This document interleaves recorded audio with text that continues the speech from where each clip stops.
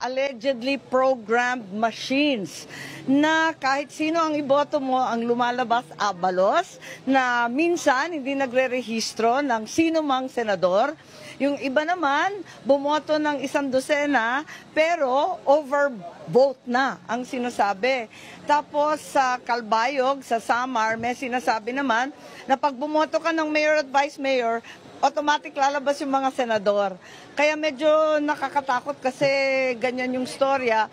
At ang balita sa Davao, pagkadami-daming mga machines na hindi umaandar. Kaya eto nga, nananawagan po ako sa BEI.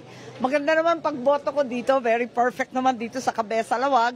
Kaya lang, nananawagan ako sa mga botante pa itong hapon na ito na hanggang alas 7 kasi tayo, di ba? Very late tayo ngayon. Eh kung ganon, pwede ba i-check ninyo ng maigi lahat ng gagawin, tignan ninyo ng maayos yung resibo ninyo, maging makulit kayo at mapansin. At kinakailangan kung may reklamo, alam ko na bawal ilabas